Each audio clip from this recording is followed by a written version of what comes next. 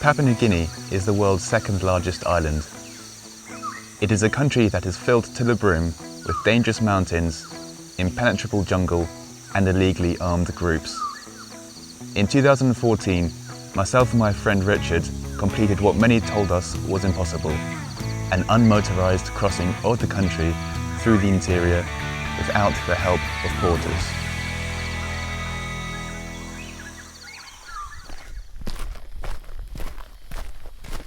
Finally coming to the end of our walking phase of the expedition, which is goes without saying, it's a massive goal for us. We've been walking for 2 months now, and we're finally about to come into Kiunga. It's crazy to think that now we're here, and we're now getting to the point where we're swapping walking for paddling.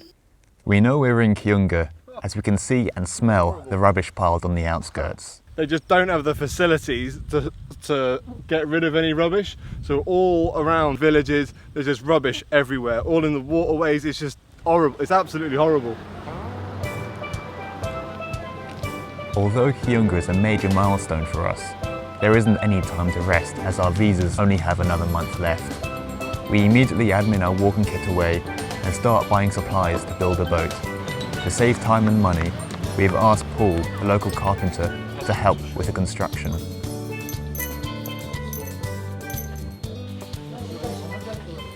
We bought one boat yesterday, one canoe yesterday and another canoe we managed to get today. And we've got our carpenter, Paul, who's been putting them together to our designs, to our specifications. It's going to be very stable how it is like this with the two canoes. It's going to act pretty much like a catamaran. We can't believe we got it sorted in about 3 days. Our final product, the catamaran canoe boat that's going to be taking us down the fly. Each canoe is tied to the other one using this rope system.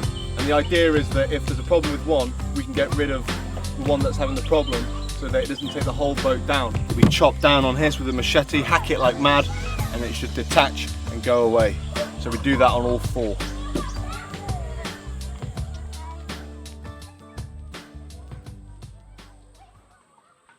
This is it. This is it all sorted.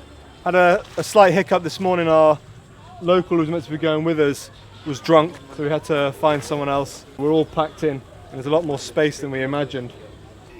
Richard and I both agree that this, compared to swimming in a swamp, some mossy overgrown jungle, this feels like luxury compared to that.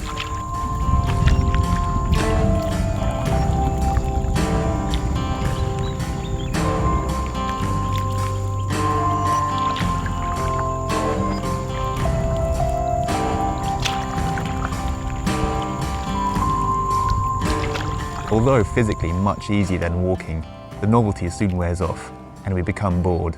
It is massively demoralising how much effort we're putting in and how much we're not moving. Our route going down the Fly River follows the Indonesian Papua New Guinea border. We took a little detour on a smaller river. Now we, by chance, just took a little navigation check and got our GPS out, and it turns out that we wandered into Indonesia as nothing went wrong. Our review of Indonesia was it was very nice. With not much to think about other than paddling and food, we decided to get something tasty, so we bought a chicken. So we've got a new team member on the boat.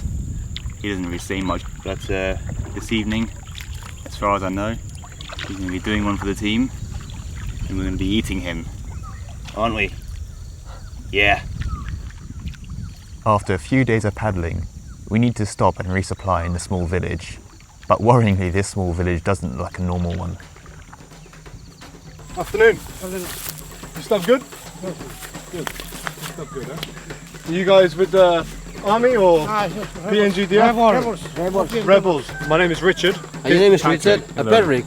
Okay, sir. The UK. All right. We've come. Papua itu ada berkala tentang Papua Merdeka.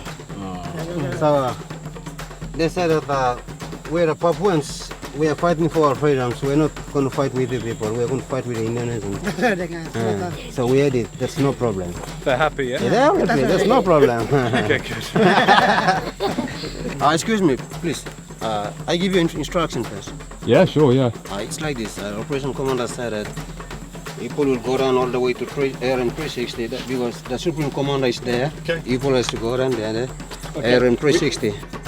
We did what the people with the guns told us to do and headed downriver to 360 to meet the commander.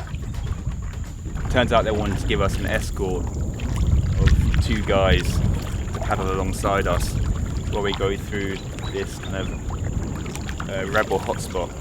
Exciting day in the office. Getting to 360 means we're going to have to paddle into the night. To pass the time, we decided to start preparations for supper. Bad news for our newest team member. I've never killed a chicken before. I've seen a cockfight once when I was in Indonesia. That was pretty mad. It was like blood, a fair lot of blood.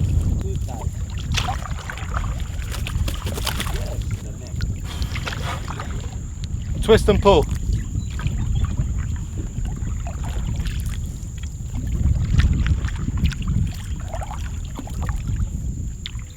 It's the first animal I've killed. Knowingly, wantonly. It still doesn't look like a bargain bucket.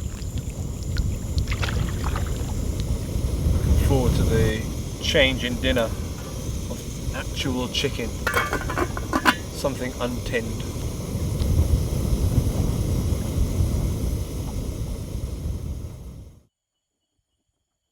At the minute, we're paddling towards a commanding officer of a rebel group in Papua New Guinea.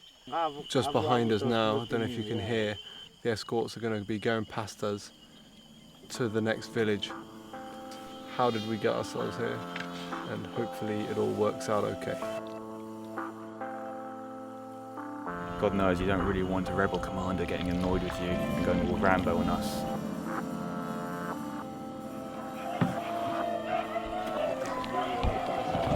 A flashing light on the bank signals that we have arrived at the rebel headquarters. The sound of howling dogs as we approach does nothing to comfort us.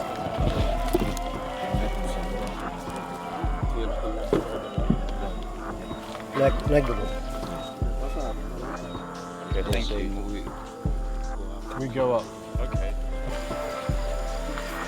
We'll just give our names and then they'll write the names and Yes.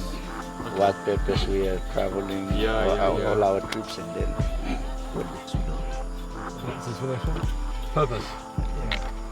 Tourism. Our address. London. Quite sure what it is they want with us at the moment. It's all a little bit disconcerting. They're all kind of standing around and looking at us. Well, a lot of them are armed as well and wearing camouflage. I feel a little bit like McLovin in Superbad at the moment. I don't quite know how I got myself into this. Oh, hopefully their intentions are good. Kind of feel a bit like a sitting duck at the moment. Jeffrey, do they want us to go?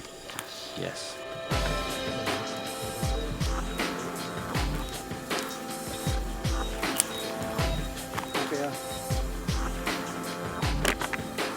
I'm glad we're out of there and we're carrying on paddling now. It was really uneasy, it felt very, very strange, and they could really have done what they wanted. And to be totally honest with you, I don't really want to go through that again, because we both felt very vulnerable, and we got out of it, which is what matters. But maybe in the future we wouldn't be so lucky with that.